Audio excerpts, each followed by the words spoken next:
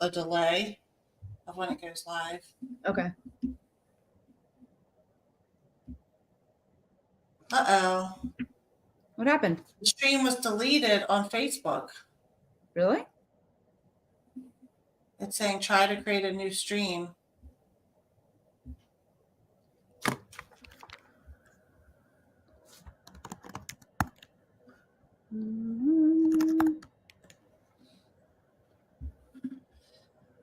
So we're probably live on YouTube, but I don't know that what we can do about this for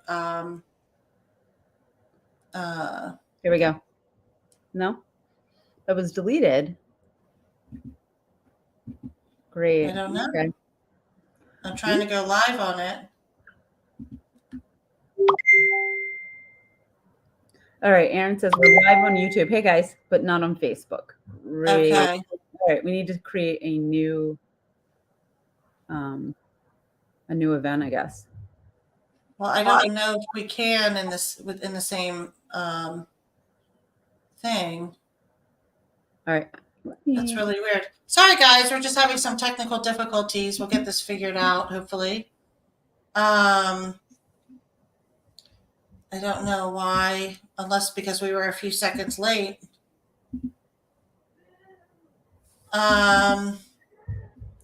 It takes a minute to set up a whole new one.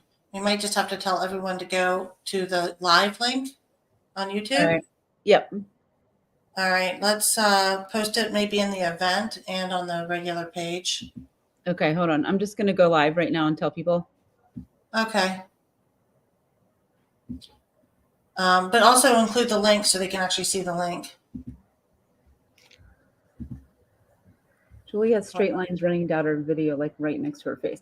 Guys, this is technical difficulty. We're new to this, so give us a minute here. Hold on.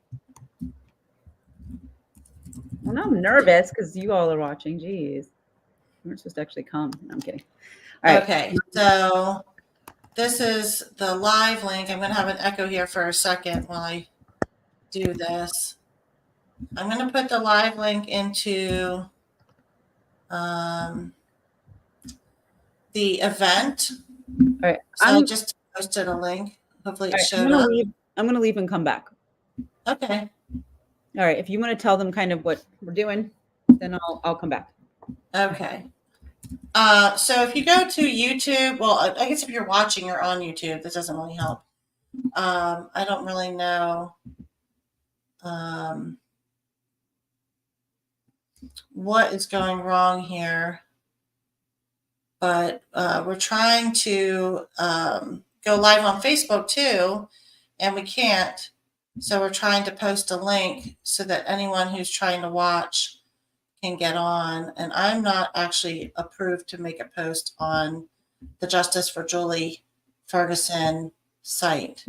So we're going to have to wait a moment for Julie to log back in because she was having lines on her face, apparently. So while we're waiting for her, I'm just going to kind of hold down the fort and hope that people come find us here. Some of the things we're going to talk about this week are to do with things that were posted in the newspaper in the early years of the case. And we think that's important because we actually have reason to believe that some of the stuff that they posted, and I keep saying posted, there was no posts back then, unless you count the Washington Post. But the news didn't report every detail that could have been reported that later was reported, and then you look back at different stories and there's inconsistencies, and those details could literally have been the difference between a break in the case versus no break in the case. And those types of things matter in terms of, potential witnesses or people who knew someone that knew Julie, knew a story. So while we're waiting for her, I'm going to go ahead and run our fancy little intro for Crime Crashers. It tells you a little bit about what we're here for. And the Julie Ferguson case is our current focus, but we will be reviewing other unsolved crimes. And so here, without further ado, here's our little fancy intro. Crashers. We We challenge the code of silence that keeps witnesses from coming forward. We push law enforcement to solve these crimes. Our goal is to give a voice to victims and bring justice to unsolved cases. Join us as we take this journey into crime and justice by crashing through the barriers with the Crime Crashers.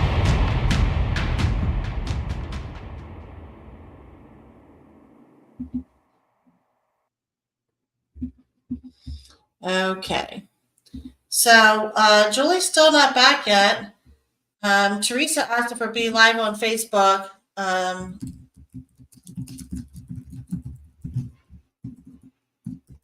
don't know if there's a way to solve this right now. I'm still trying, but it's hard to do that and do this. Let me get Julie. Can I add you? Yeah. Okay. There we are. There you are. I wasn't sure if you could add yourself or not. So, oh, there you are. So I just did the intro, and I'm going to go ahead and talk a little bit about the last week. I definitely think that doing these broadcasts have brought attention to the case and helps people to sort of remember details and maybe even just having it be out in the light of day. Maybe it makes it a little less scary to talk about because, I think there's a lot of people that were nervous about, getting involved. So, but since then, we are scheduling a meeting with the detective. We've talked to some people who were original witnesses in the crime, involving Julie Ferguson. And when I say we, I mean Crime Crashers. We're just kind of connecting with people and having conversations. And that's making a big difference in learning more about the case and what matters for it. So the focus today is on the newspaper. And Julie, you were fixing things here, but I was explaining that some of the details in the paper were very good. Some were helpful. Some were misleading, potentially, or information wasn't revealed that could have potentially helped at least open some avenues to explore or jogged people's thoughts on what was possible. So I'm going to go ahead and post our presentation. Julie, do you want to talk a little bit about what you're doing with your Justice for Julie Ferguson effort and your website and all those things while I do this? Yeah, so a lot of you already probably know about it. We're at facebook.com/giveJulieJustice, and that's the Justice for Julie Ferguson Facebook page. It's just kind of a place for people who knew Julie to get together and just remember her and also keep her story in the spotlight. So that's pretty much what that is. We also have a justiceforjulieferguson.org website. It is due for a remodel. So we will be posting all of the newspaper articles because we went back, we found, and thank you so much to people who found things from the Raider Review high school newspaper and from the PG Sentinel and all these other newspapers that otherwise would have been lost. Libraries don't have them anymore. So thank you so much. And we'll get all of those up and then you all can kind of pour through them too and see what stands out to you. So. And I was a friend of Julie's. I am an advocate of hers. I knew her mom, her family. Her cat Oreo was one of my cat's kittens. So we had some connections there. So yeah. And, with the Crime Crashers, like I said, this is just episode 2. We're going to continue to bring forward information, and hopefully, as we learn new things, we can share that in case it helps with something. And when Julie and I connected to do this, the goal was to really create another hard push on this case and really bring it back into the attention of the public and people who knew and loved her, to hopefully pressure investigators to do more. We think that there's a revisit on the evidence with the technology that we have could help turn a corner. Even just talking about the evidence that's been revealed already in the newspapers could maybe make someone think of something that they hadn't thought of, or make them more comfortable talking about something that they weren't comfortable talking with. It's been almost 30 years. So these are things that we're kind of exploring with this channel, and we really want you to subscribe so that you can follow along in the future, and also share with your friends and people you know that might be interested. That would be awesome. So I have gone ahead and put up the slideshow that we have for episode 2. And the title's not very exciting, Examining Original Media, but some of the stuff that we're going to be talking about I think is pretty interesting. As I mentioned before, I'm Jenny. I run the YouTube Crime Crashers, and my goal is to just shine a light on these crimes and pressure investigators and try to get information flowing. And obviously, Julie has just introduced herself, and she's an advocate for Justice for Julie. And she has the website, justiceforjulie.org, which you can check out. She's got information there. And she's on Facebook, which we should be streaming on right now, but we are not currently. So we're really hoping that you can join us. Julie, did you get a chance to post the link onto the main Justice for Julie page? Because I can't post on that page. My goodness gracious. Yeah, that's what I was doing. So that's why I was kind of looking off to the side. I was getting the link posted. I just put the link there. And if anyone sees this link in the comments and you want to send it to a friend or people you know, please do. Maybe you can post it on your page and they can jump in and join us now. Yeah, and I also put you can put your questions. So I put a new post, and if you have any questions for us that you can't ask because you can't log into YouTube, you don't have an account or whatever, but you're watching on YouTube, you can put questions in that that thing that I just posted underneath in the comment section, and I'll try to get them incorporated, because we really want to hear from you guys too, and like what you want to hear about and what you think, because I know a lot of you will remember some of these things that came out, and some of them you may not have heard, because some of them were a surprise to me over the years. So yeah. Okay. So this is just a collage of Julie, just to remember the young woman that we're talking about. And, obviously she was a beautiful young girl who was sort of in the prime of her life when this happened to her. And it's really been too long since, there's been movement in this case. And just seeing the pictures of her, I think, brings it home that she was just this beautiful, vibrant young girl, and obviously it ended with this tragedy. We really took a deep dive into what's in the media and things that we thought were relevant to talk about. There's a lot in there that we didn't dive into, but there's some theories out there that have existed, and this first one is actually, it's Greenbelt News Review. And I thought it was actually kind of interesting that the article about her testifying at a murder trial was side by side with the story of her vigil, because that's been something that a lot of people who knew her knew that she was dealing with, and it was probably stressful for her.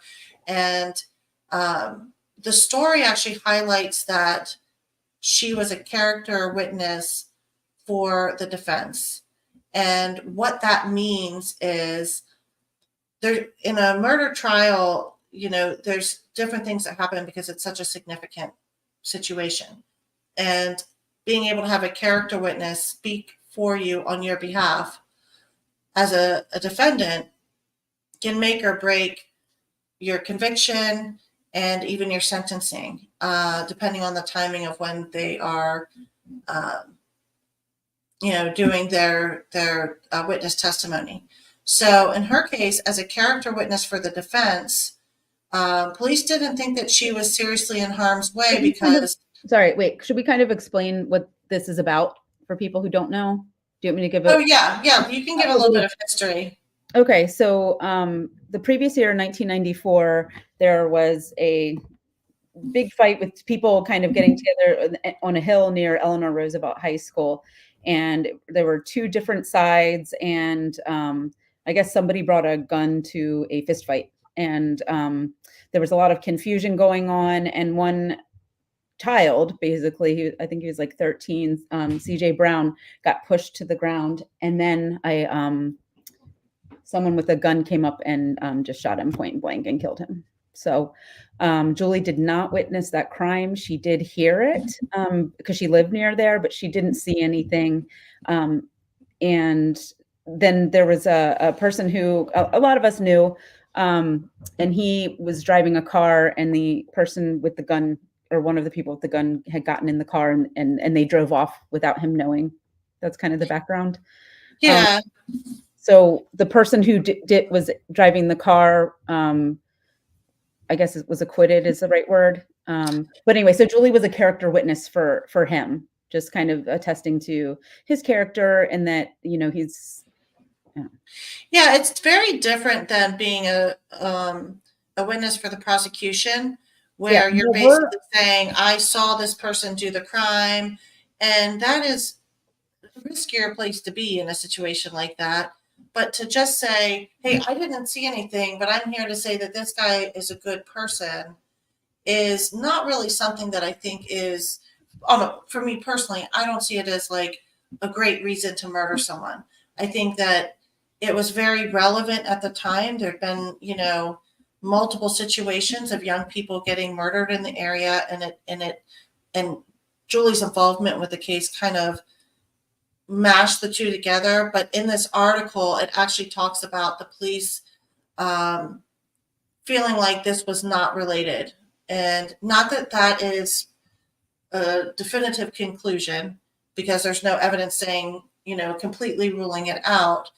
But she was on the defense side. These are the people who are at high risk of being convicted and going to jail. They're the ones that are worried about someone coming and telling them that they did it. So for her to come and say, hey, I didn't see anything, but this is a good person, and, I've had a good relationship with them. The link on Facebook is not working. Yes, we know that. Sorry. We know that. I posted something new saying, come to the YouTube page, and it's just not going to work tonight. It did for some reason. Hold on one second. The link to the YouTube channel isn't working. Okay, that's what I'll figure it out. I'll mute myself and I'll come back. Yeah, I mean, if they just go to youtube.com/@crimecrashers, they can find the live just by coming on the thing. If they just go here.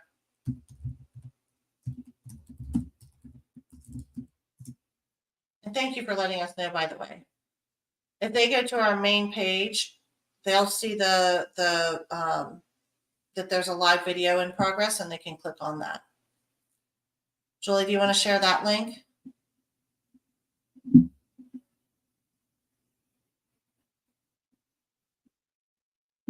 Oh, you're on mute if you're talking to us.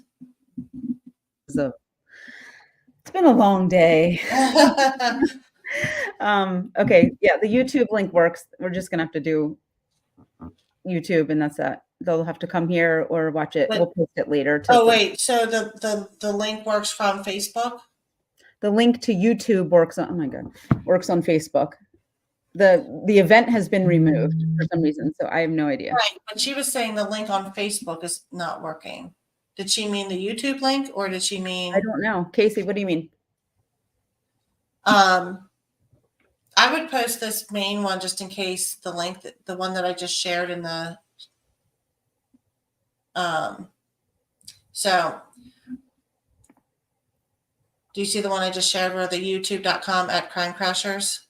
I did. Okay. All right. Okay. Here's what happens on Facebook. If you put a YouTube link, it won't show it to anybody. So I have to put it in the comments. Oh, that's so annoying. Yeah. Okay. That's so weird. I've never had that happen. Oh, good. Okay. So somebody else said it does work. Okay. So basically, being a character witness isn't actually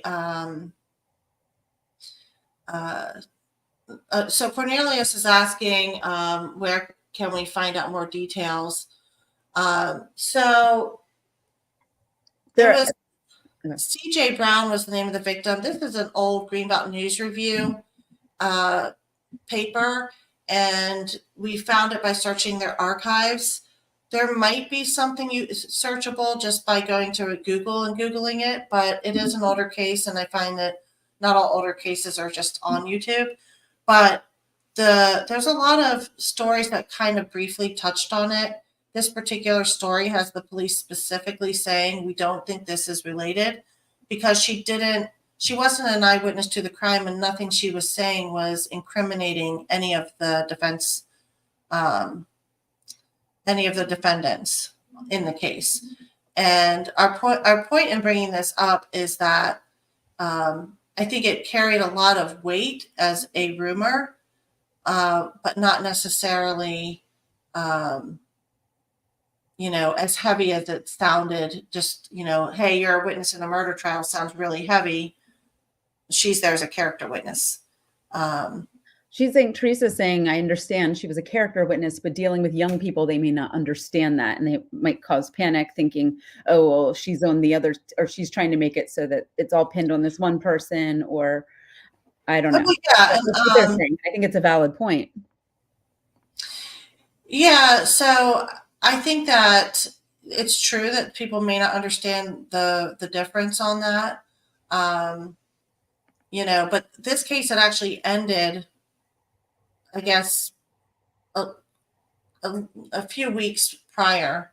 And I think that timing is really kind of what draws the comparison point. The defendant got sentenced the day after Julie was found. So the timing is weird. The timing is weird, and we're going to say we give you that.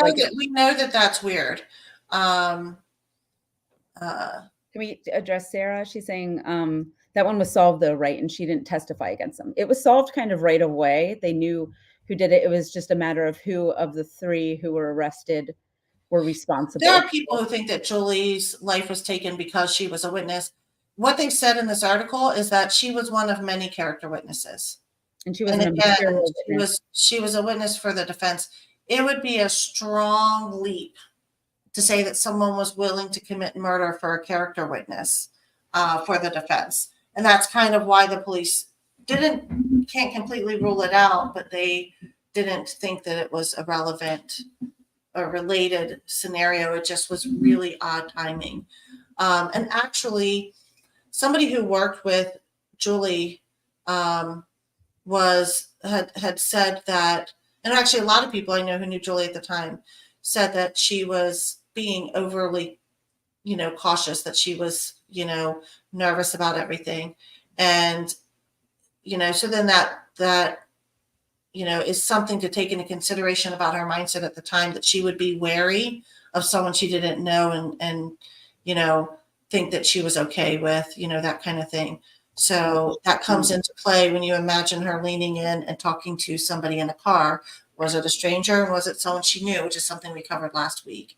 So I do think that she was on guard, just in general, and I can understand why people are worried about that, but I don't think that it was as big of a lead. So we kind of put here, true or false, false, as in there's no definitive link to this. The police believed early on that it was related because Julie was a character witness for the defense. But there was no real finding that there was any relationship to that, and no reason to actually go out and murder someone for her role in the case. Unless someone was really, really choosing one particular person, or they were planning on offing everybody who was a character witness, because there was a lot more people who were eyewitnesses who probably should have been more worried. As far as I know, the case was primarily an eyewitness case, and she wasn't an eyewitness to the crime. She just was a character witness. So our reason for bringing that up is it was drawn up together in the papers. It was a rumor that was discussed, and we just don't think that it has a very high significance in a likely outcome for what Julie was doing in the case. Do you agree, Yeah. Julie? Yeah, and I came across another article that I don't have in front of me, but there was a delay in the trial because a witness actually was beat up or something like that. So I think like they weren't targeting nobody was targeting character witnesses that we know of. So Yeah. so we're going to go ahead and say that it was dismissed as being a strong link at the Yeah. So another theory, we call I it the gotta one. talk about this dude. Yeah. So we call it the one man theory. Okay. And we talked a little bit about that in our last episode.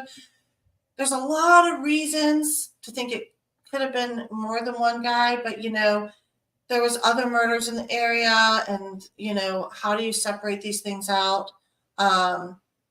The one man theory of the sort of this lone abductor, there was this flyer going around, which we show the image of, and I'm sure anyone who was around at the time was aware of that. And Julie can speak a little bit more about the thought process at the time and what that was like. Yeah. So it was interesting going back because I remember after Julie was killed, we didn't really know anything. And then all of a sudden it was like, oh, there's this guy and he's going around in a red Jetta and he's somebody who we want to look into. He was trying to coerce. Can we go to the next? This is my bit. I'm saying this guy is sus. I'm going to say what my kids would say. He's sus. I think that he was around the University of Maryland campus in Beltsville, Maryland. He was trying to lure young women, like college-age girls, into his car. He was asking them for directions to places that did not exist. And he did it to several people. So we were kind of all on the lookout for this guy with a white male, 30 to 40 years old, light brown hair, reflective sunglasses. And you can see on the reward poster that he was seen in a maroon Jetta, which is, as we'll get to later, Teresa, is this the guy that you're talking about or a different guy? We'll get to him too. I think she's talking about Doug DeSilva, but they kind of all fall into this scenario. Sorry, go ahead. No, and I think it's interesting that this guy just kind of dropped out, like he was kind of trying real hard, like he was being very aggressive and trying to get girls in his car. That's weird. Like, and the timing again was something that was very strange. I thought it was interesting that they would describe it as luring. And, my thought process on this is, what makes a woman get into a car that's lured by a strange man? He was saying, hey, I'm trying to find this. Can you help me? And then they would say like, what are you? And he was like, can you look at this map? I'm looking for this address. And in all cases, he was asking for a fake address, like an address that did not exist. Did he ever actually try to physically abduct them? That I don't know. There's a news. If you go to the justiceforjulieferguson.org, we have a YouTube page also, but there's a series of shorts that you can watch. We'll post show notes to crimecrashers.com. We'll get that up and we'll put show notes on there, and then everybody can kind of look at the additional information that we're talking about. Yeah. Who remembers this guy? Does anybody remember this flyer that went around? And then, the police would say, oh, there's no link. And then in another article, they'd talk to the press and say, for now, investigators think their best lead stems from this guy.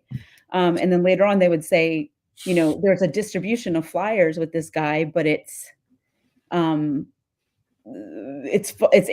But we're not ruling it out as a link. So yeah, no one knows who this guy is. He just vanished, and then trying and then just poof. Exactly. Yeah. You think he was staged? Teresa thinks he was staged to show up, to throw off detectives. Yeah. I don't know. It's hard to say. I think it's sort of a weird scenario. And,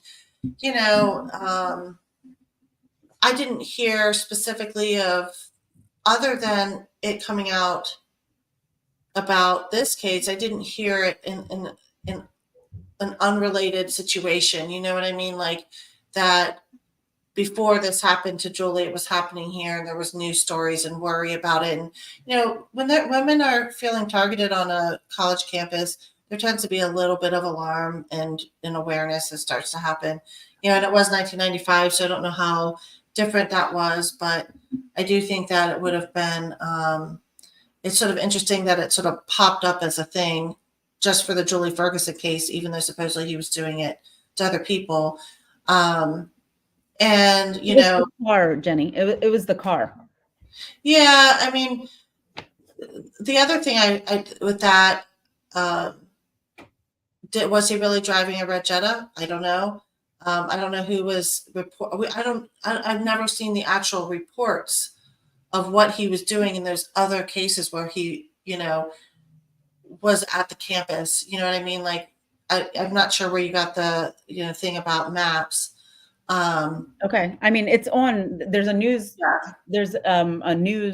video that somebody had like taped like with their phone. It was like from their VCR that was playing, and they had like sent it to me. And then there are articles about it that I can also post. So we'll post them in the show notes, and then we'll move on from this guy. Well, and the articles that we found, kind of, the police kind of said, we don't think it's related, but if they catch him, we'll want to talk to him. And that was kind of where the police left it, the last article that we saw about it. And, like everyone else says, it kind of just poof, disappear as an issue. We had a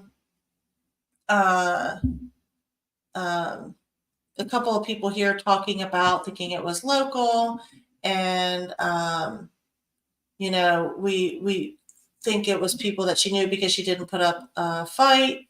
There was a couple of things that we talked about in the last video about just the proximity of where she was sitting to the liquor store, the fact that there was no sign of that. We cover that a little bit in future slides here. Julie, why don't you talk about the Delaware Lanham man theory? Oh, you're on mute. Sorry.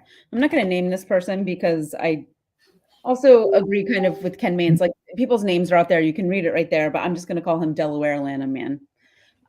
So this is a person who has been mentioned in 2 shows now that we're investigating, and that we're investigating Julie's case. And he lived in the area. He drove a red car, and I spoke to the criminal profiler who worked on Julie's case back in the 90s. She had said that he drove a red car, which he had destroyed after Julie was killed. He also admitted to police that he saw Julie at Greenway that night. He said, "I was wondering what a pretty girl like that was doing all by herself." And then if you look up criminal profiler Pat Brown, and we can put it in the show notes too, she does this deep dive kind of into this guy and talks about how he involves himself in these other crimes. He lived with a girlfriend, Daisy Lane. So there was a murder that happened later on in the year, I think, in Delaware. So this guy had a family in Delaware, and he lived in Lanham. And so when he was arrested for the crime in Delaware, he said some things about Daisy Lane and Julie and et cetera. So they were like, wait a minute, you are familiar with the Julie Ferguson case? And then I think he said something about, she was there by herself. And I was wondering, and they're like, you were there? And, and then there were some similarities in the way that the victim that he got arrested for, the way that her throat was cut and the way that Julie's was cut. There was something specific about it. But this person was cleared in that other case in Delaware with DNA. So that's not to assume that just because he was cleared in that case that he's not cleared in Julie's case at all. But he also said something, I think he was somebody else's daughter in another state had been killed, and he said to police, "Oh, I feel really bad about this person." And they're like, "You know about this?" And they're like, "Yeah, I dated her mom, and we lived on date." It was just this whole involved thing where he just keeps. I think the guy was just a weirdo, but the police actually, I think, don't. Again, nothing has been definitively absolutely ruled out by the police. But this one was sort of weird because the strongest connection they had to it was proven to not be a thing. You know, that similar crime that they wanted him for, and then he didn't match the DNA. So there was sort of like this, hey, if he did that crime, maybe he could have done this crime, but he didn't do that crime, and they ruled him out with DNA on that crime. So, you know, that was sort of otherwise, like, we don't have a real reason to kind of hold him and pin him down as our key suspect. There was nobody who described him being in the area. He said he was in the area, but Well, yeah, correct. Yeah. Did but he's- witnesses see him? No. And him saying that, describing her, he could have watched the news, and a lot of investigators get weirdos who do stuff like this. I don't know why in his particular case, and this, again, this is part of our goal, right? Is to explore each person that was a theory and talk about why it works, why it doesn't work. It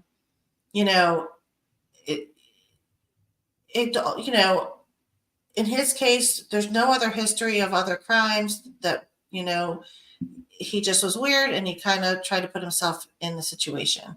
And that's all we know as of right now that ties him to the case. There's no eyewitnesses, evidence, or anything that ties him to the case as of right now. So, that theory, those are just things to examine. And one of the reasons we're bringing those up is so we can say, this was the direction this case was going in for 5 years.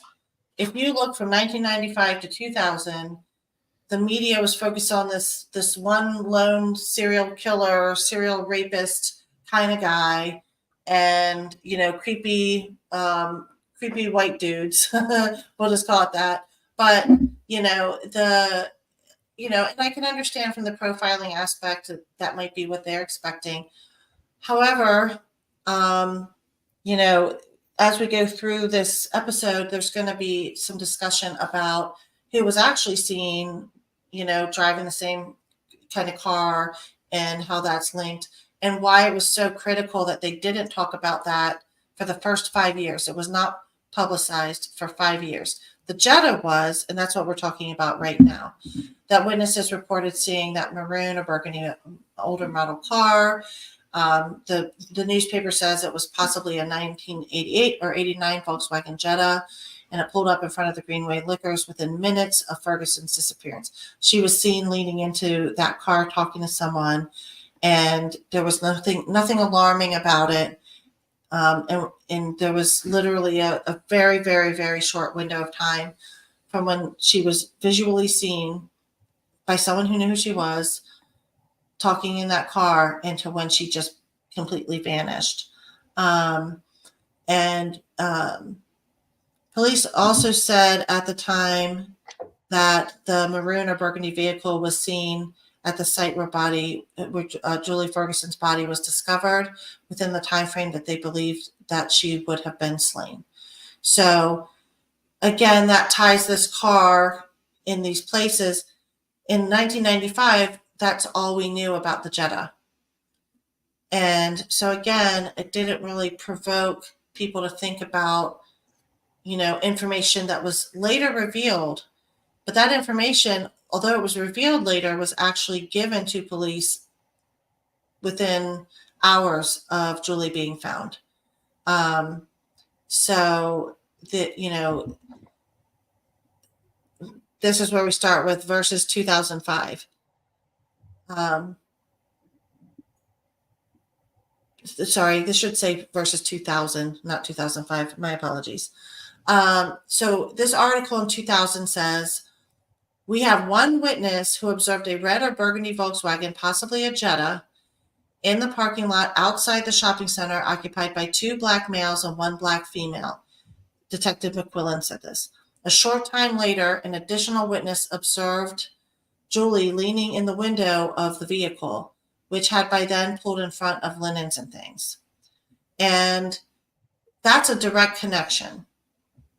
And and this is really important because in 1995 and for all those years up to 2000, there's no mention of the 2 black males and 1 black female. The witness, as I said earlier, gave their account the morning Julie was found. And this information was not released for 5 years. And we feel that this. I didn't find that article until 2011. Yeah. I had never heard it. And I've been following this since 1995. And it blew my mind. Like, I was like, wait, what? Like, I was looking for articles to put on the website that I was putting together. And I was like, where did this come from? It's very like go ahead. So we know that the police hide certain information, details of the crime, so that if they need to verify something, they have at least a few pieces of information up their sleeves.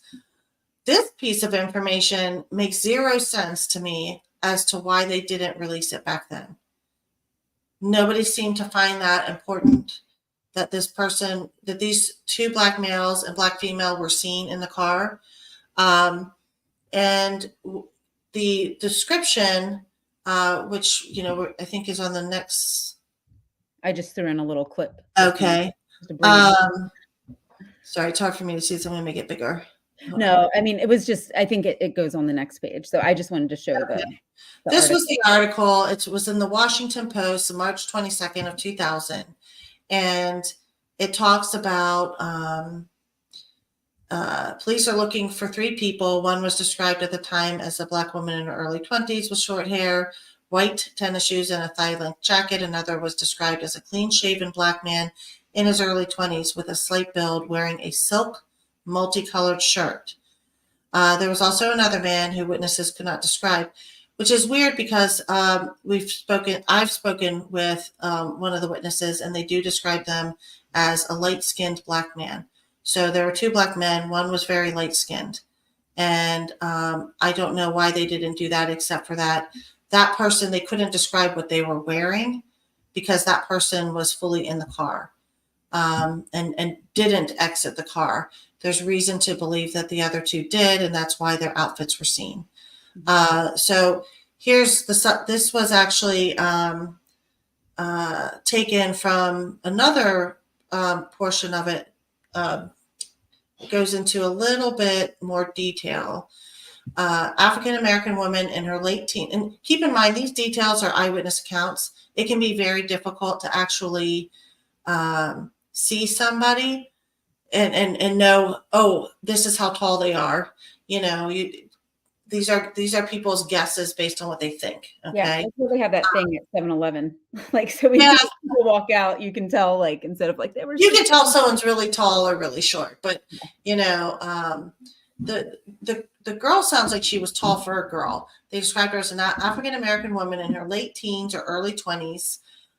She was described as 5 feet 9 inches tall, 140 pounds, with short hair and wearing a dark thigh-length coat, white tennis shoes, and jeans. A second suspect was described as an African-American man in the same age range, 5 feet 9 inches tall, with a small build, clean-shaven face, and a neat haircut. He was wearing dark pants and a multicolored silk shirt at the time. And then it just says the third suspect was described as an African-American man. And again, like I said, since then I've talked to the witness who told them within hours of her disappearance, and they described him as a light-skinned, very light-skinned African-American man. So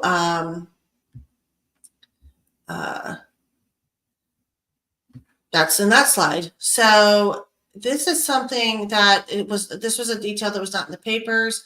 I don't know that it just wasn't released as a thing.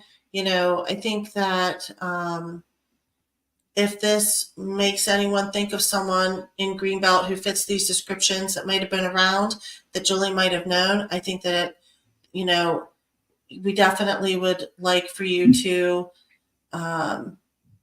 think back about who it is. We have Teresa here saying, I'll always believe it's local people.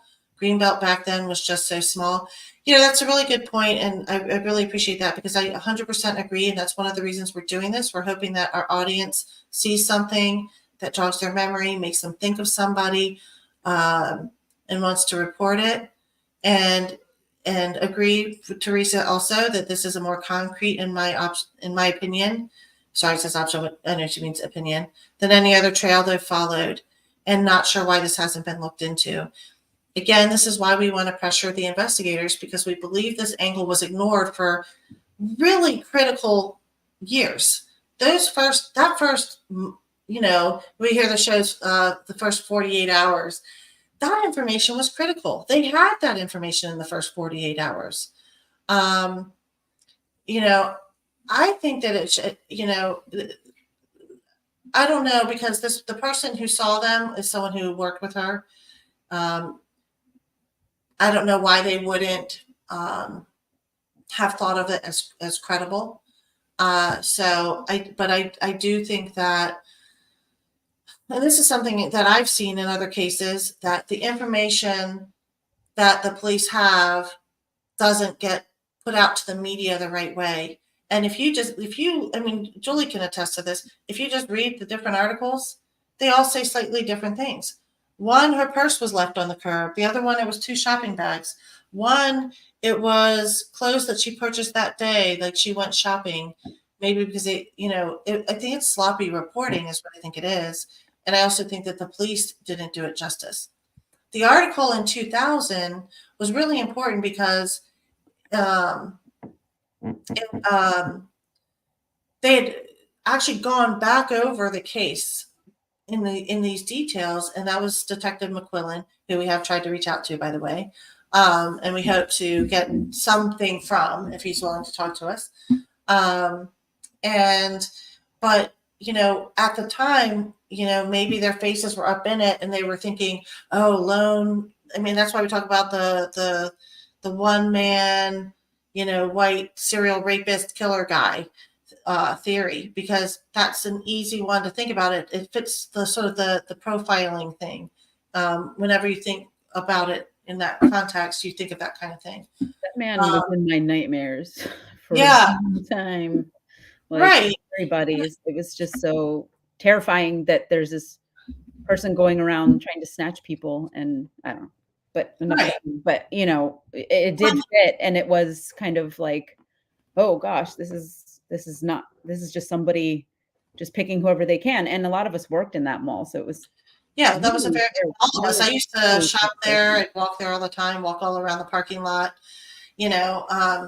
but you use the word snatch, and it's kind of a funny thing because it's hard to imagine being a girl that grew up in that area just hopping into a car of a stranger, and yet there was no scream, no struggle, no resistance. She just got right on in the car in a beat of time, in an area where she was 10 feet away from the door of the liquor store and people inside who she knew. So it just was interesting. And one other, piece of information that I don't think we have in the slide specifically, but it was in the low 50s. Teresa's saying she sat on that flower bed so many times, and Erin says this is why I think she knew them. I think that's so huge, and if I can't express that enough, not that, there's we never want to force something, but there's just things that make you think she wouldn't have just gone. She was already on guard. I mean, imagine if she was nervous about testifying in the trial, would she just trust people and go lean in and talk in their car like it was no big deal? Maybe she'd be sort of backed up and looking around nervously and things like that. Cornelia says, didn't they also find her license at the intersection of 564 and I think you mean 193? The 564, I'm assuming, is Lanham Severn Road, and 193. 193 actually heads back down Greenbelt Road. And so, we imagine, and there's no information of what happened from the moment she disappeared to the moment her body was found, other than we know somewhere in that time she was strangled and killed. This is a great point here, that they had to have had more evidence, like fingerprints on it, because if her ID was thrown out, somebody grabbed it, right? The last person to touch it was not her, probably. Yeah, I don't know. I do know this. Again, it was the low 50s. Hanging out on that flower bed had to have been chilly. She was wearing a skirt too, so skirt, it's like, yeah. you know. And then it did sometime in the early morning hours, it started to rain, which I know created some complications. My understanding is the ID wasn't found that night. It was found within a day or two, perhaps, but I'm not exactly sure of the time frame. I don't know if that caused any issues with fingerprints. Imagine tires running over it. It was raining in the morning, not when she was last seen. So sometime after midnight in the early morning hours. It was definitely raining by the time her body was found. And they tried to preserve the crime scene. And we have a lot of questions about that because, if she had defensive wounds, why would it, I've had dirt under my nails, and taking a shower does not clean them. I know this because I have to scrub them. So I don't know how the rain would have affected that type of thing if she had anyone's, DNA under her fingernails. But you would think that, that those are the types of things that they would have looked for.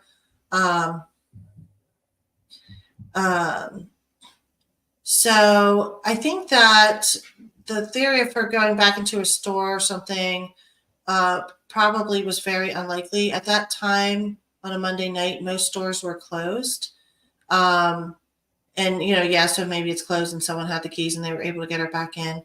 But it would have been very hard to attack her right there at the flower bed and do that. The likelihood of that, I think, is very slim because the cops also showed up immediately. You have to remember she disappeared, within a few minutes between 9:50 and like maybe 9:58.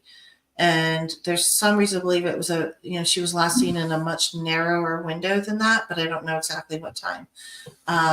It was described as sort of looking down and then looking back up, and she was gone. And I don't know how long they were looking down for, but so that short, because the people in the liquor store could actually see her from inside the store. They actually saw her talking to the car from inside the store. Here's one thing that, like, Julie smoked, right? And I don't know if at 17, if we would smoke in front of, like, out in the open, it was still like you had to be 16 at the time. But like, what has always come up for me, like maybe somebody was like, hey, even if she knew them, whether she knew them or not, like, do you have a light? And then you could, lean in or hand somebody, like.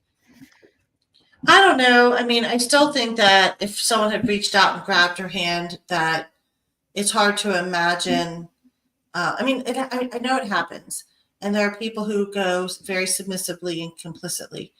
I personally think that most abductors are looking for someone who does submit and is afraid of anyone who doesn't. And they would be, high speeding it out of there if she started screaming and making a big old scene. But, I do think that, these are all details that we want to keep exploring. But again, since we've just talked about it, because during the first 5 years when it was really in front of everyone's faces, a little bit more fresh, they never really brought up those people that were seen sitting in that car in the parking lot.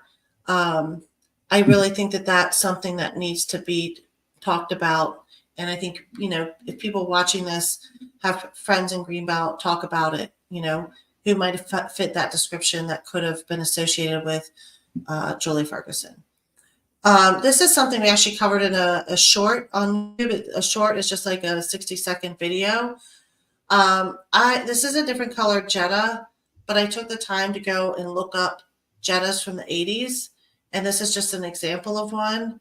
But But it started occurring to me that when, back nowadays we have automatic windows and automatic locks, and in theory you could control the locks as the driver. Now, back then you wouldn't. You pull someone in your car, the window's still down. Imagine they've just been talking to her out of the window. They've pulled her into the car now, and it's against her will, this big abduction, and now they have to pin her down and reach across and roll that stupid hand crank up.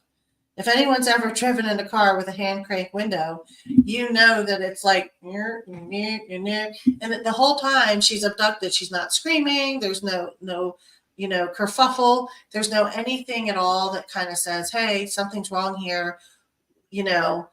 This girl's in trouble. And they're parked right in front of a liquor store where people have been going in and out. So I'm just sort of envisioning this car not being really conducive to kidnapping by talking to someone in a window. She would have had to go willingly. So somebody said that they saw a door open, and this needs to be confirmed. And anybody who was there that night can feel free to reach out and tell us what you saw. But I know that she was seen leaning into the window like they were asking her a question. So well, into the window is not like the window's here and I'm leaning in, or is that like I'm back here and I'm just kind of leaning down? That's a detail I would be curious about too.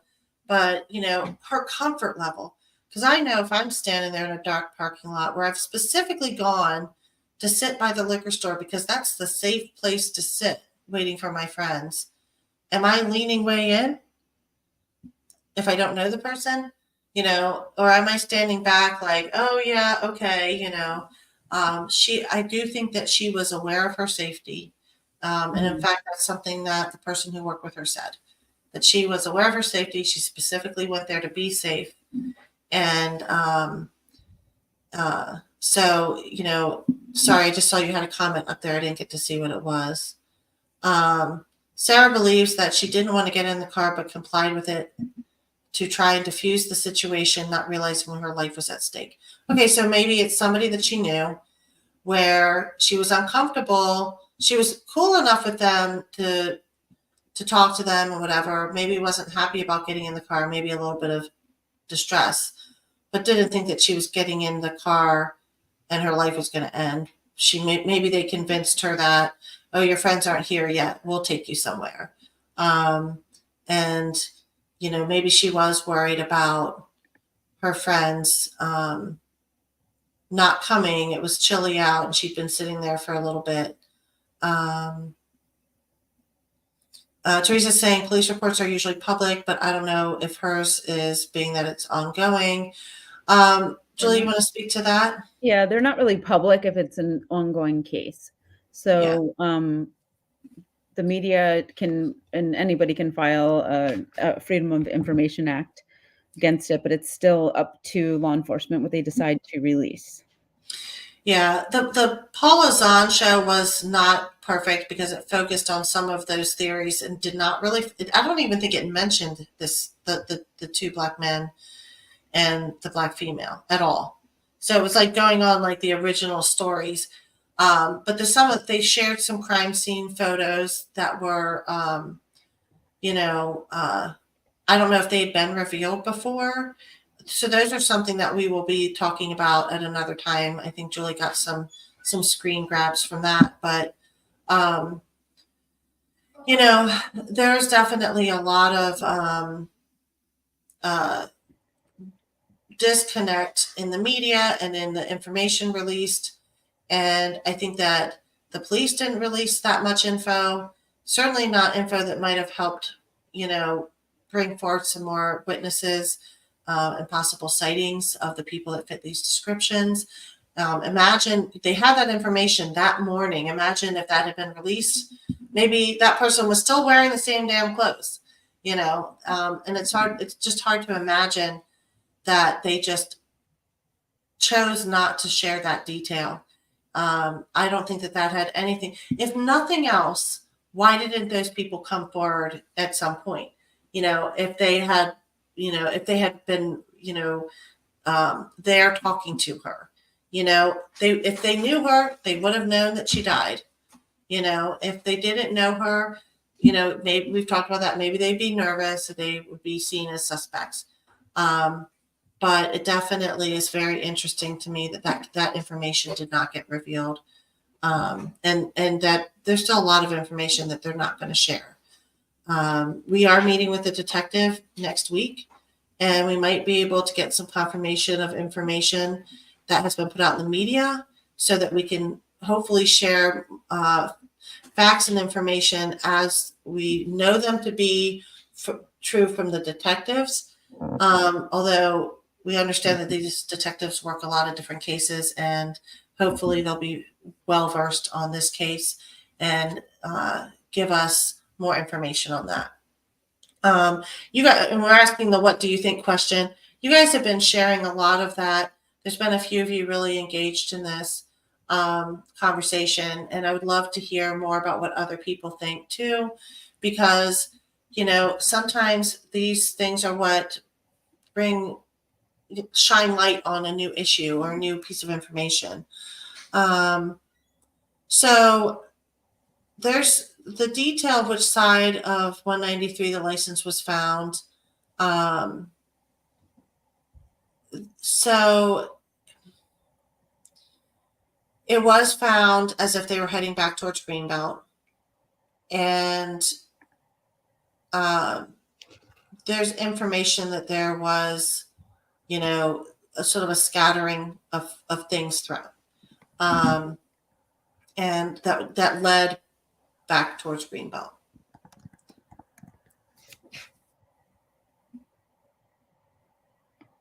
Okay. So I'm going to go. So somebody is messaging me on the side saying that their car from the late 80s had power windows. But you said that you looked up the Jetta specifically, right? Yeah, I mean, these were just, I don't know if there's different models with different things. These were on Facebook Marketplace, and I found photos, and I asked, I think, like 20 different Jetta owners for like all the different years. Not 20 of each year, but like a couple of each year. So it could be that certain versions of the later models had it. This was just us looking at it. And the other thing to note is the year that they're reporting in the newspaper doesn't mean a whole lot unless someone is really an aficionado who knew the different generations of Volkswagen Jetta. I do know that I've done a little bit of homework, and the first half of the 80s was like the first generation, and the second half was the second generation. And I know that. They're pretty sure this was an 88 or 89. I did see that specifically. So it would be. Well, I saw that in the newspaper, but we don't know if the people who saw the car knew for sure that it was an 88 or 89. Do we? That what? They were saying that the late model, so they thought it was an 88 or 89, and one of the people who saw the car said that they knew cars pretty well. Okay. So let's talk to that person. Can we find them? Yeah. Sure, let's get information. I mean, if we could find out what, if there was possibly, this was one of actually the hardest things to Google, was trying to find out when they introduced power lock doors, power lock windows. The windows one thing and the power lock doors are another, because you'd have to kind of bust out the inside lock to keep somebody in the car with an older model car. So if there was power locks, maybe that helped a little bit. But I didn't see any of that in there for the Facebook Marketplace models that I was looking at. That doesn't mean that there aren't some versions that did. Maybe it was like a higher level model. So those are things.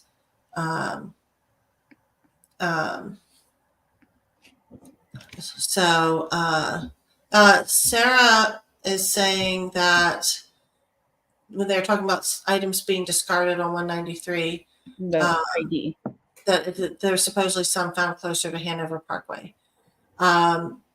And, that could be a question that we ask the detectives and say, can you, if this is a map, could you show us where the stuff was found? Are they willing to share the information?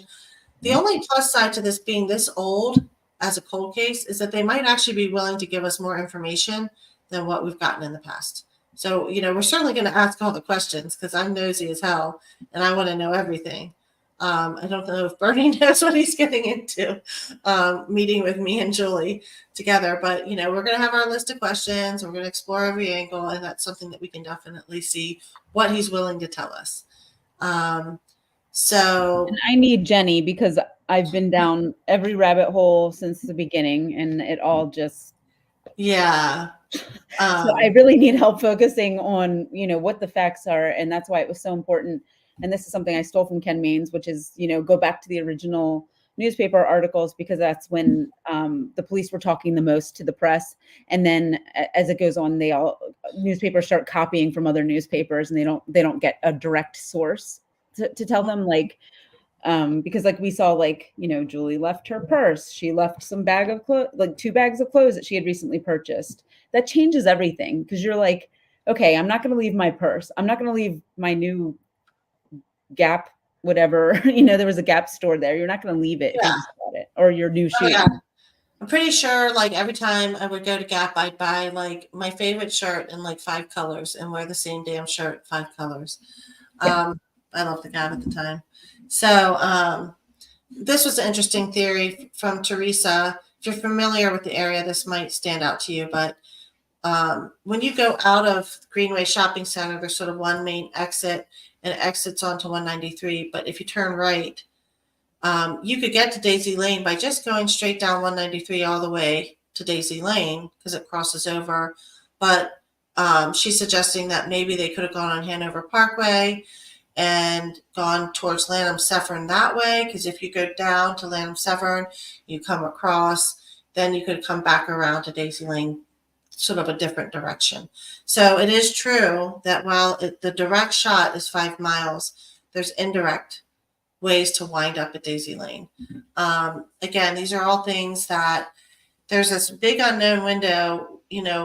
Where was Julie in those about 2 hours between when she was last seen and when the car was seen on the side of the road on Daisy Lane, presumably to leave her there.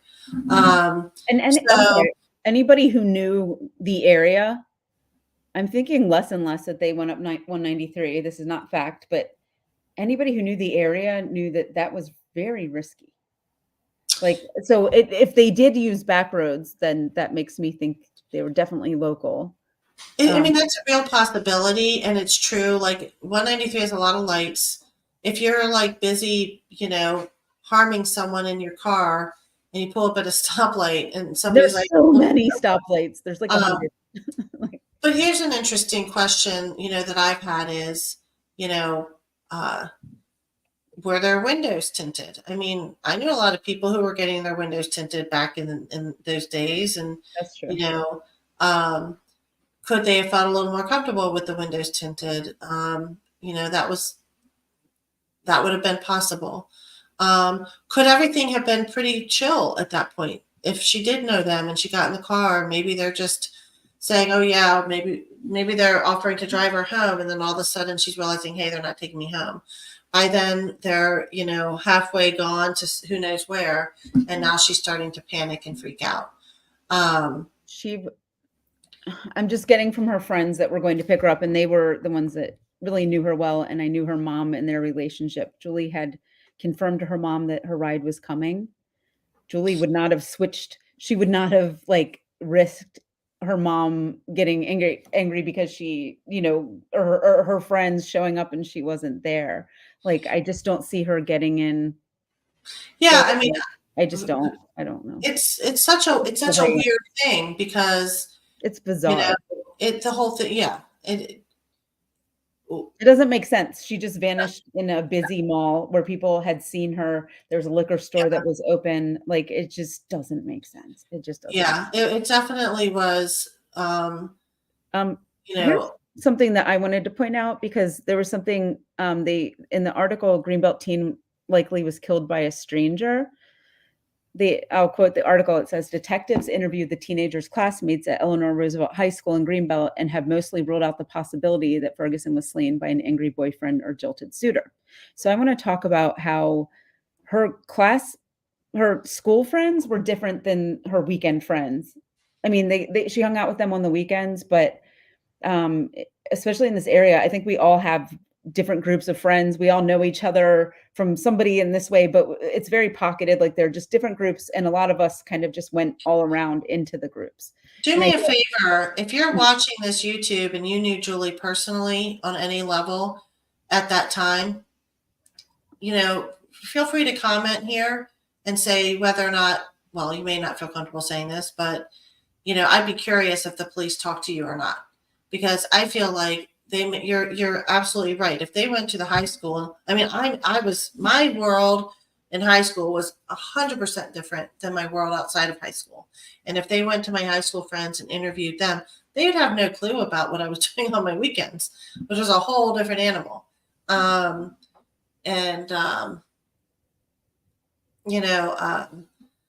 It's Erin saying she wouldn't have left her stuff if she thought they were taking her home. Yeah. So, well, she would have taken her soda at least. Like maybe she would be like, okay, I'll leave my like dirty work apron or whatever was in the bags. Like I'll leave this here so my friends know I'm coming back. But I'm taking some Coca-Cola with me. This is kind of a funny thing.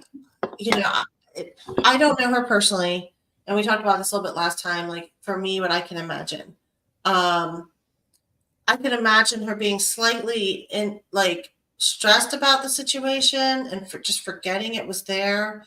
Or maybe they said, hey, hop in the car. We'll just go around the parking lot for a minute and drink something or smoke something. You know what I mean? Mm-hmm. And, maybe she thought it was just a brief thing. Well, I'm thinking if she was not smoking, do you know what I mean? Like, I can't remember what it was like to be 17, but I think you would hide if you were smoking a cigarette, even though you were of age. Like, I'm not trying to blast her like she was a smoker because everybody was doing it then. But like, maybe it was like, hey, why don't you jump in and smoke a cigarette with us? Well, and this comes down to, as Ken Mains likes to say, victimology. What do we know about our victim? Did she smoke? Did she not smoke? Did she smoke weed? Did she drink? These are things, and she was 17. She was just coming out of her shell in life and, boys everywhere and all these things. And, I think that those are all things that, unless they really know everything she was doing in her social life and everyone she was talking to in her social life, there was someone who came forward who said that they had a close personal relationship with Julie that you didn't know about, correct? Correct. And nobody else seemed to know about. Yeah. So it's like, who knows? Julie's mom called this person and was like, hey, do you know where she is? Like, and I didn't know who they were. Yeah.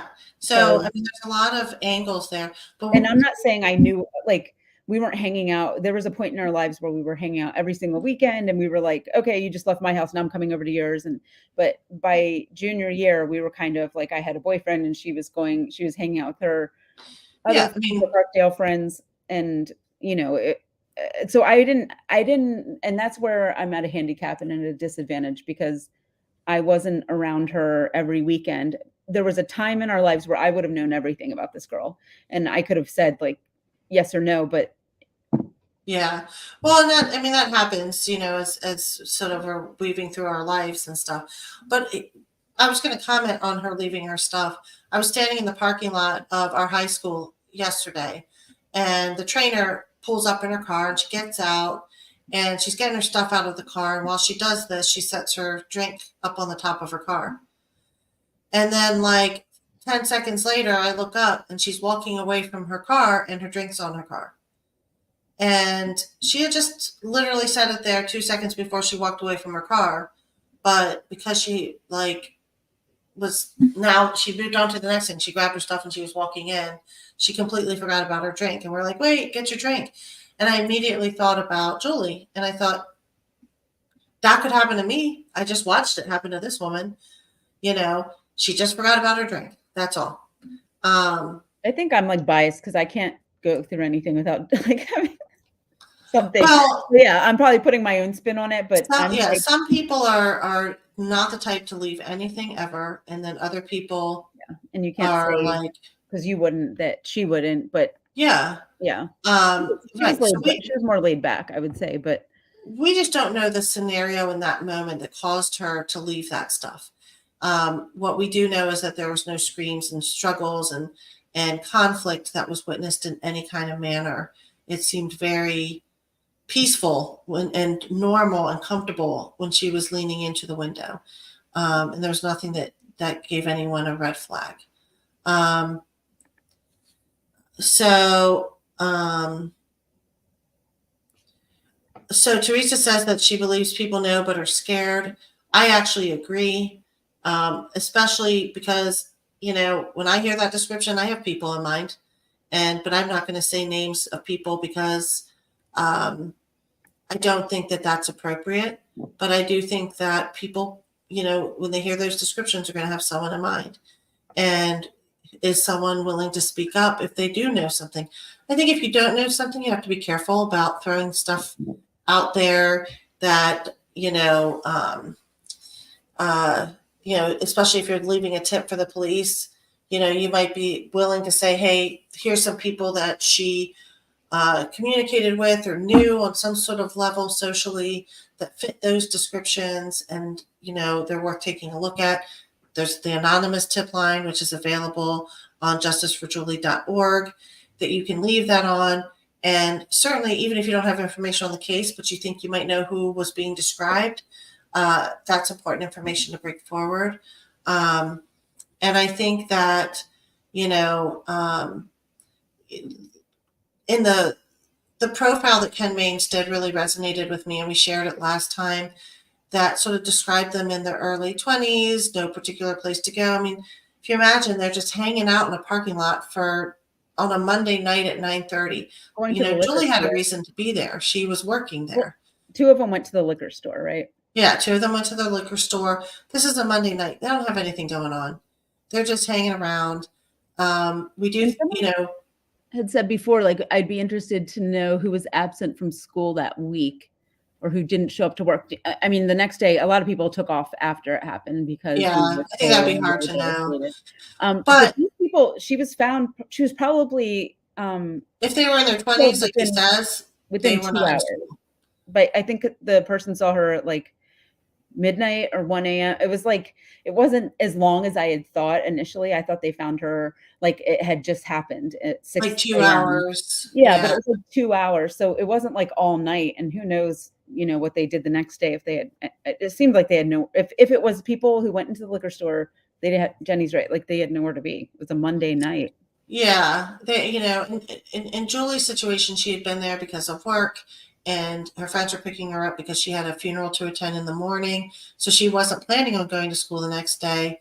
And she probably was going to take advantage of her free night of no school with her friends a little bit, but still go to the funeral service.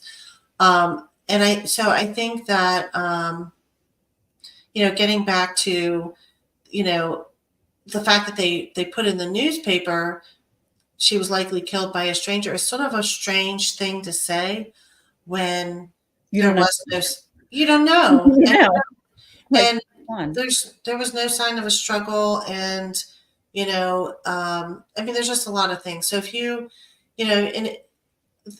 when I lived in Old Greenbelt, and I would hang out there, and I would be at the center, and there would just be people who would show up, and some of them were a bit older than us, and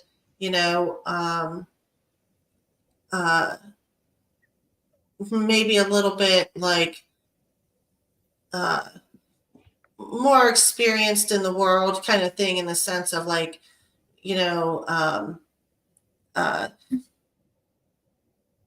doing things and living life in ways that I wasn't as a teenager. You know what I mean? So maybe she had someone like that who was a little bit older. We're talking about Ken Maine's profile here. And who knows? They obviously, if they went into the liquor store, they would have, if they bought alcohol, which I don't know, they would have been over 21. Although back then IDs were maybe a little bit less, checked, I guess. I had a lot of scenarios like that, but They had Excuse me. sorry, I'm trying to get some comments. Sorry, so too much of me. You could get a fake ID at New Carrollton Mall for like $11, and they put male on mine. Like, they were, but I looked at it before, and I was like, I don't like this picture, and I was like, wait, you got this wrong. Like, but yeah, I remember New Carrollton Mall had fake IDs, and I don't know how I don't know. I don't know. I don't want to get a liquor store into it. I never went there, but Teresa says that this was before cell phones. Maybe she left her stuff to let them know she was coming back. I really do think that if she went with these people willingly, it was trepidatiously, and she was probably nervous about her friends showing up and her not being there, and that she didn't get in the car thinking that she was in real danger and that they would do anything. That's short of like a physical violent abduction. That's how I kind of imagine it happening, in her case. And so to me, all of that says, something then turned and went south. And maybe she wanted to get out and they didn't want her to get out. And then it became a fight and then it escalated from there. Teresa says, I believe she knew them too, but not super well. Certainly not well enough to stay away. I mean, there's some people that, would hang around that, a lot of the, I was a couple of years older, but a lot of people that hung out with me in Old Greenbelt came to my house. But there were some people I would never let come to my house. And I lived, a 5-minute walk from the center. So it was very normal. We actually probably brought twice as much groceries just to feed all the teenage kids who came to our house. But there were people I didn't trust. But I wouldn't have said, like, at the time, I wouldn't have looked at them and said, oh, they're a murderer, mm-hmm. But I definitely think that looking back, I would have never trusted that person, knowing what I know about life, a little further on. At the time, they didn't seem like great people, but not. But it didn't feel like that anyone was a murderer in my vicinity. Let's put it that way. And I'm sure she didn't take it that way either, even if she didn't feel completely safe. So Teresa Kennedy, you're killing it. Someone who likes control. That's actually something that I felt really strongly about. Is you hear like the jilted lover, or you hear like abusive boyfriends type of things, and usually it's these violent beatings, just pummeling beatings. This was kind of cold and kind of focused. I mean, there was from what was described in the paper, some injuries, from defensive wounds, like on her hands and stuff. But a few of them said to the upper torso, and I think I had forgotten about that because that's not something that is really brought up. But the upper torso could be the top of the neck and not necessarily here. But like certainly, your chest could get bruised if someone's doing this and you're fighting them and stuff like that, like up in here. But so whoever did it, I always think about this when I think about this case, and it's kind of a terrible thought, but it's an important one to imagine the mindset of the person doing this. To be strangled, you would go unconscious long before you'd be dead. So whoever did this was very committed to the act of murder at some point, that they kept choking her even when she had no reaction. She was completely unconscious. To me, that was, she needs to die. And could it be because if she didn't, she could testify against them? I don't know if she had a pager. Julie, do you know? Her closer friends at the time would have known because that was like a fairly new.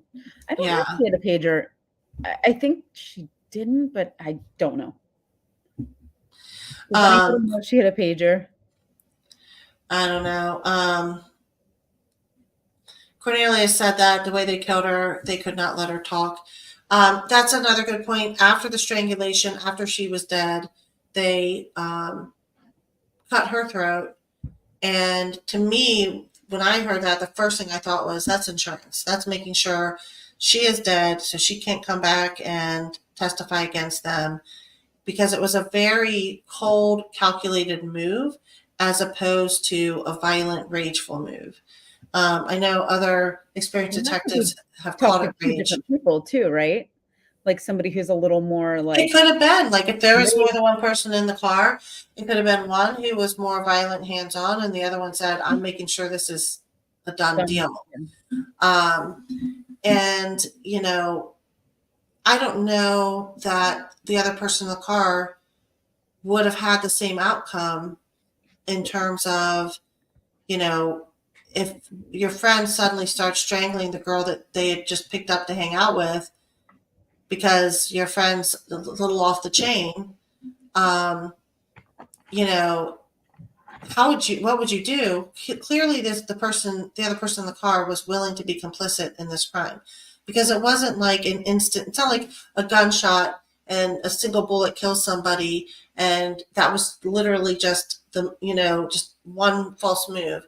This was a long, if you set a timer for 5 minutes and you just sit there for 5 whole minutes with nothing else to do, nothing in the world to do, that 5 minutes is the longest 5 minutes you'll ever sit there and do nothing, especially in the age of technology, because we're not used to doing that.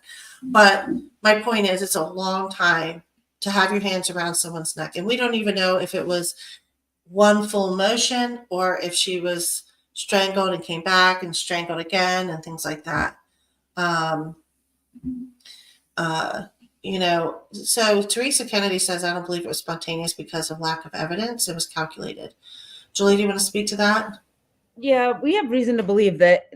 Well, there are a couple of reasons. Julie was not typical, like she shouldn't have been out there at that time. She got off, her linens and things closed a little bit early that night. So whoever saw her at that time happened upon her. There was no way that they could have known that she was going to be waiting right there. Only her friends really knew that she was going to be out there waiting for them. But they had said that when they came to get her, usually she didn't get out at 10. She didn't get out right at 10, even if they closed at 9:30. Like they were there till 10 something, because they had to put all the stuff back.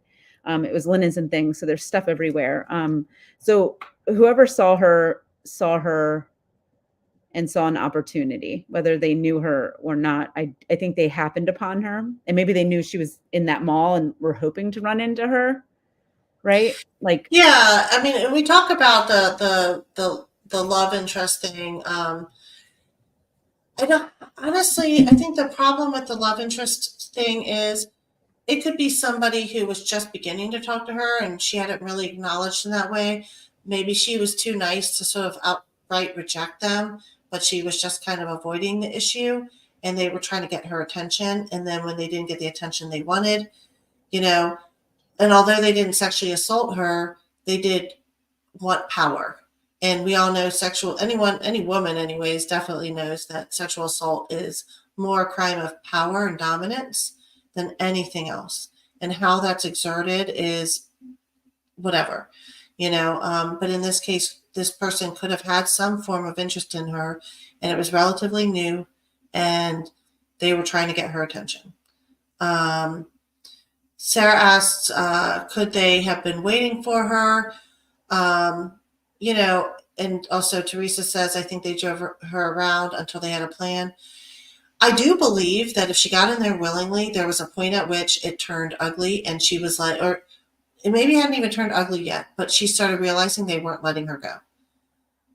She didn't think she was getting in there for long, and then they wouldn't let her go. And then she starts fighting. I want out. Let me out. What are you doing? And then it went off the rails. We do know detectives have said that they don't believe it was a planned crime, and that there wasn't like we're coming with instruments to kill people. They did have a knife. Interestingly, they had a knife. The knife was, but we find it very interesting that the knife wasn't introduced until it was The end. time to do this insurance thing. We did, and we'll show this in future episodes, but there was some crime scene photos. That's a Sorry? good point. Like, did they stop in somewhere? Did somebody notice somebody who ran into the house real Yeah. quick around 10 or midnight, or between 10 and 1 o'clock? Did somebody run in the house real quick, run back out? Because maybe they got the knife later. And this is just kind of like part of the conversation, just things that I start thinking about, because it might lead to something else. Somebody saying something like, oh yeah, like I did notice Yeah. them come in, but I didn't want to say anything, but this makes sense. Or They might be, there might be someone who knows someone around there that showed up, or told them something weird after she died or something like that. There's all kinds of possibilities. Teresa says, well, if she didn't have a lot of DNA with her body, then they were clean and smart. Honestly, I don't know that is the case. In 1995, the way they got DNA was through like saliva and semen for the most part, and blood. There wasn't like touch DNA. You couldn't do DNA on hair.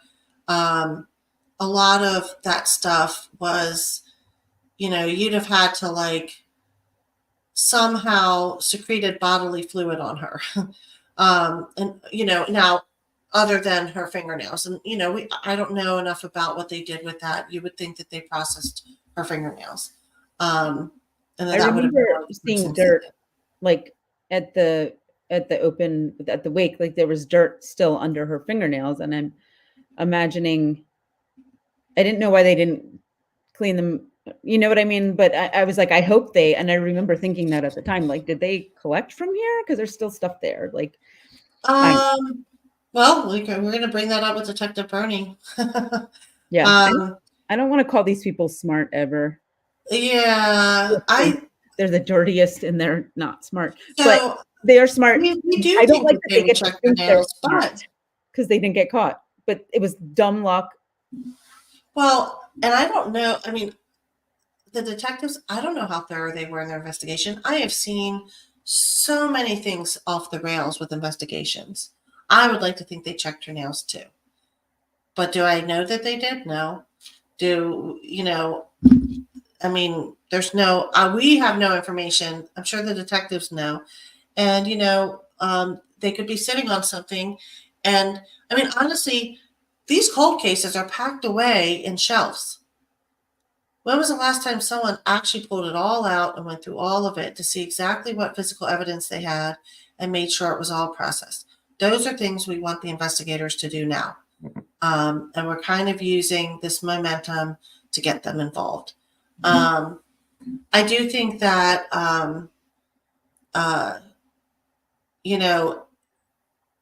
imagine the scenario of her trying to get out of the car and then them kind of being, trying to subdue her from trying to get out because, she's like freaking out at that point.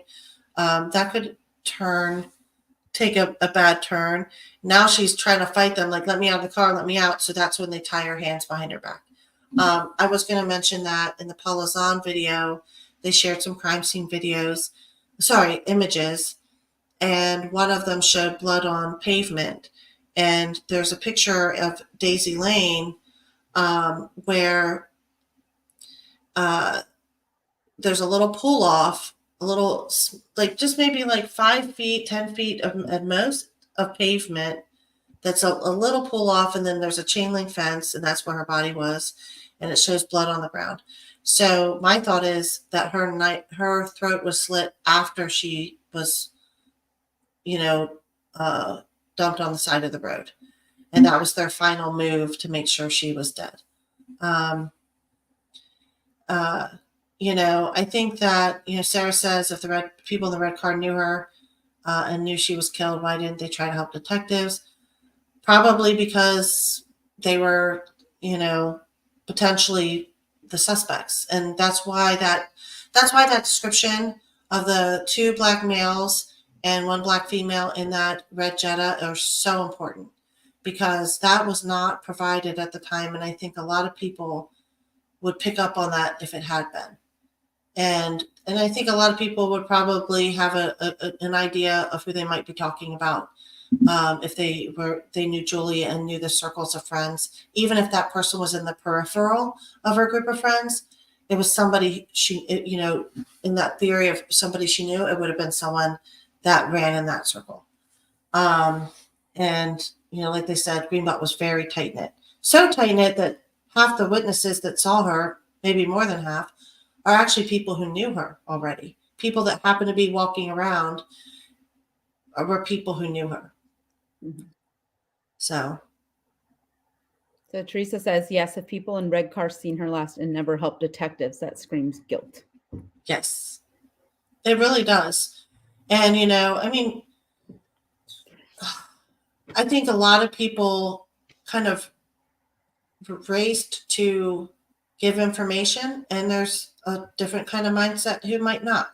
But I definitely think that had they come forward right away and said, oh yeah, we talked, she said, blah, blah, blah. We drove away and then we went to so-and-so's house. Now we have an alibi. None of that happened.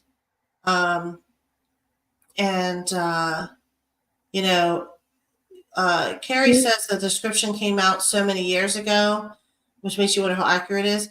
I actually spoke to the witness that saw them just a couple nights ago. So it's directly confirmed with the witness, not just the media story. And that's actually how we found out that the second black male was a very light-skinned black male.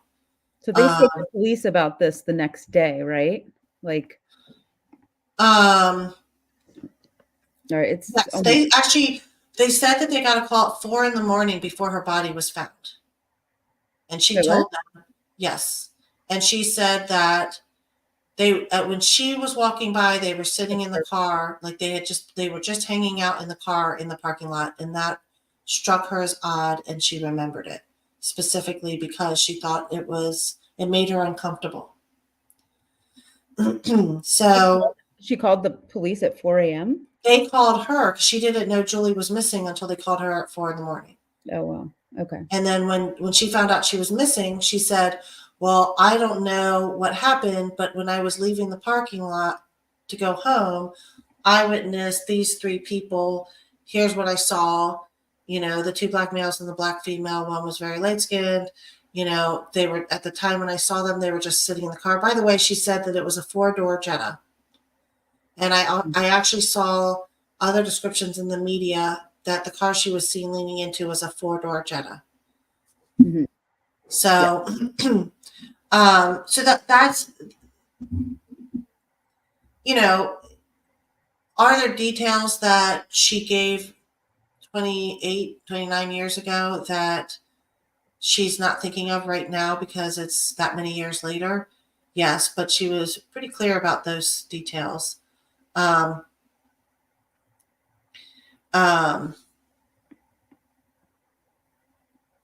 think there was a question about how did they know they were black and not, Hispanic or I think witnesses are not always great at talking about skin tone. Well, actually, it's funny. Being from PG County, I feel like there was a lot more awareness of kind of the different shades of skin tone. And I was just talking to a friend of mine who lives near me that was also from PG County.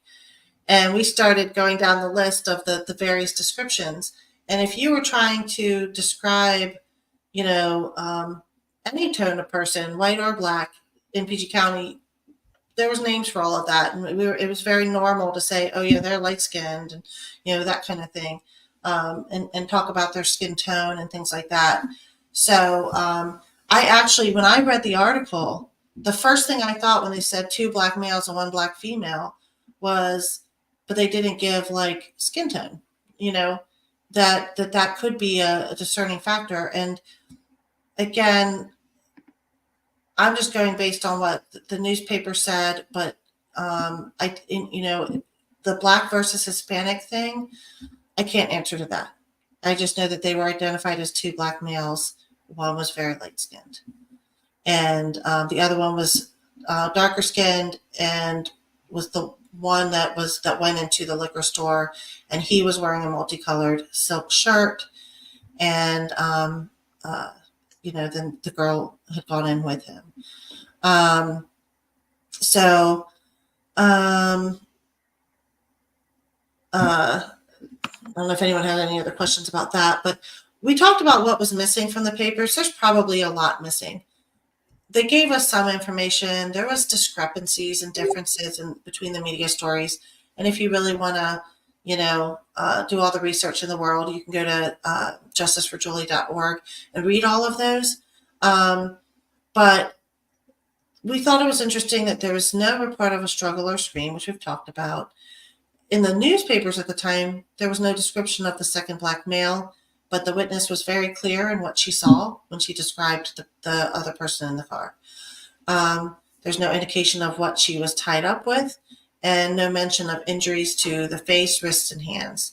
They did talk about the upper torso, but not her hands. They did. And I'm sorry. I did find one that. Oh, you did? Okay. They did talk about it, and those of we saw those who saw her know that she had bruises, and the makeup was like. So she had a rough, but she fought, man. She was puffy to the end. So. Aaron says there was no camera inside the liquor store. Yes, there was, but it didn't actually record. Great, right? Yeah. Yeah. In our last episode, a lot of people said there was video. There was a security guard there. They might have felt like just having the video playing might have been a deterrent.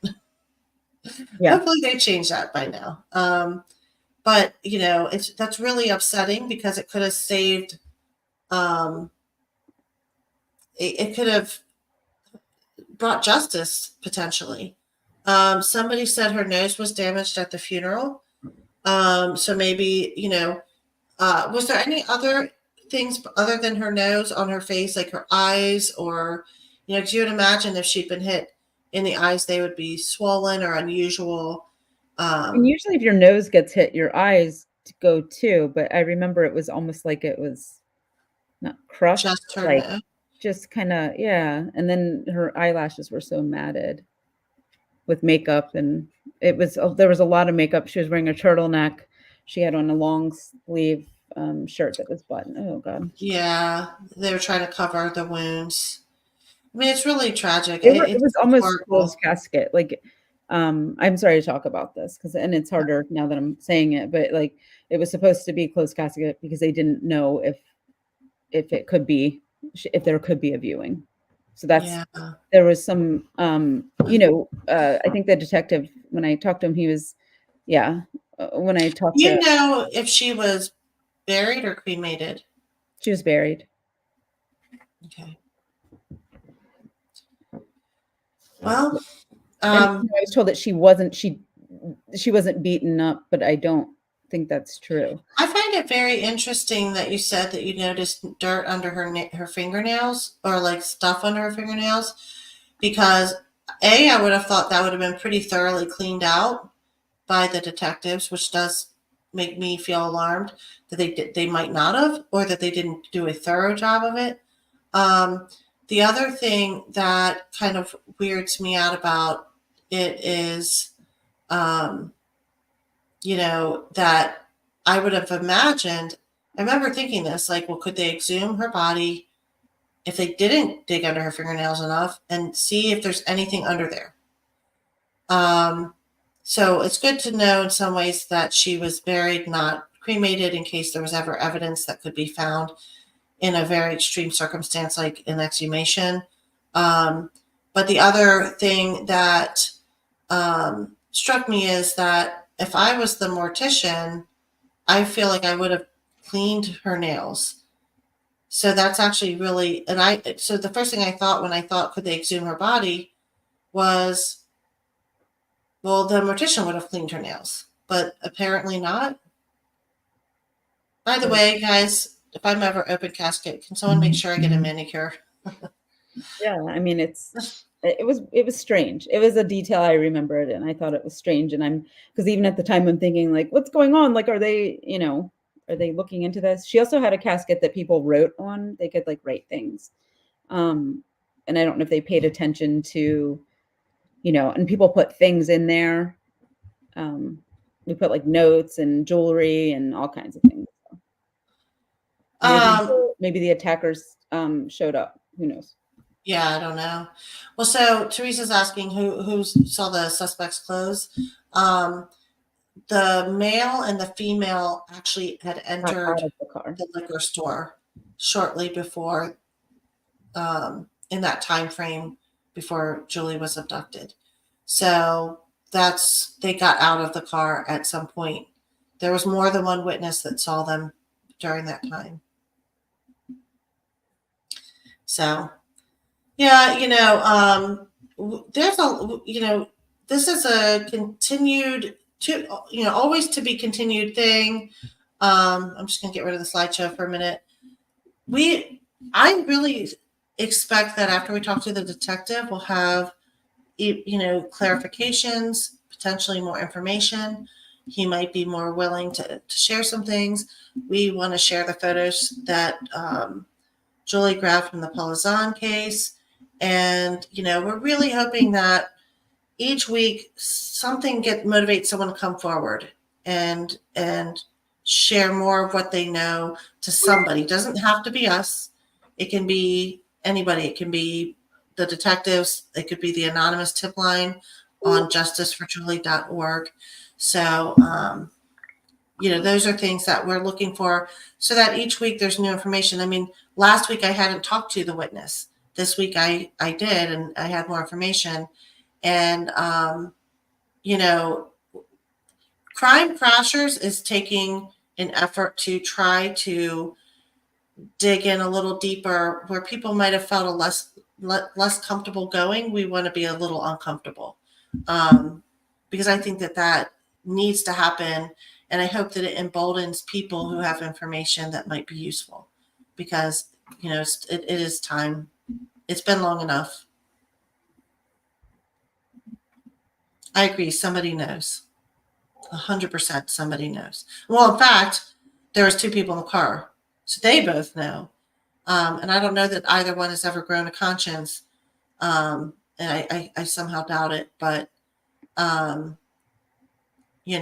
we know, well, and the third person, all three of them, and someone they know knows. I guarantee it.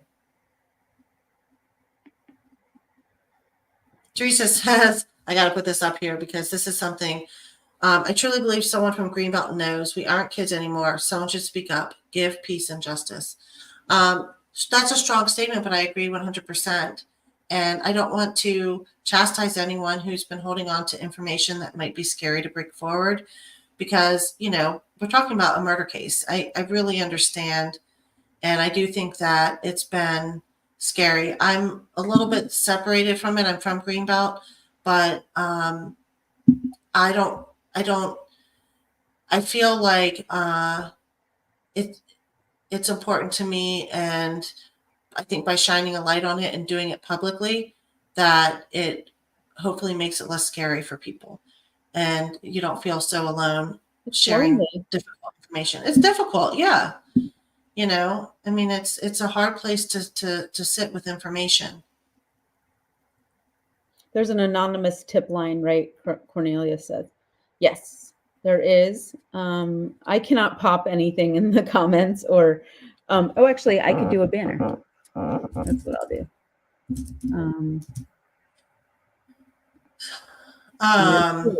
There. Thank you for that question, Cornelius. Yeah, I forgot we had all our banners all lined up last time. We were more prepared last time, guys. We were rocking it last time. Now it's just like... Okay, so I'm going to do this really fast just because I can. I'm experimenting, but I think it'll happen. Okay. I'm sharing my screen. I don't know I guess you could see us live for a second, but hold on. This is the Justice for Julie page, and Julie Epstein is done this. There's the Who Murdered Julie Ferguson. There's the reward. Just remember, there's a reward, guys. Submit your tip here is the link. You can also call Crime Solvers or send a text. So this information is right here. I'll write on the home page, and there's a synopsis of the story and links to the Facebook page and everything. And there's another button here, submit your tip here. So that's all useful information. Please share it with somebody and encourage. Yeah, your screen isn't showing. Do you know that? No, I had no idea. That's great. So no, I guess I'm not showing it, but you get the point. If you go to that page, that information is right there. Easy. All right, hold on. Go here, and then it's all on the page, and you can just click on the link. You can even text your tip. You can call it in. They will give you a number, and that will tie you to it. So the number, the ID that they give you specifically will work as the way that you claim, like when your tip is used, that they can get the reward to you without revealing your name. Yeah, and if you're not, I would say this, if you're not comfortable going to the police right away and you want to have a conversation, we will not share anything that people ask us not to share. And also, we purposely don't say names, not of anyone, of potential suspects or, people who have given us information. And you don't even have to tell us what you know if you just want to have a conversation. And, we're available at any time. So, and I have my YouTube channel. You can create a fake profile and contact me through my YouTube channel.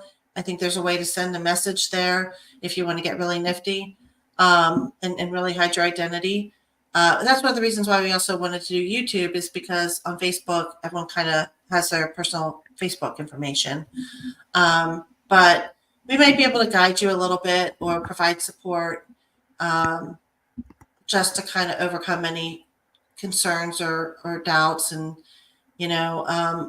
we think the detectives are very good about keeping their sources anonymous too.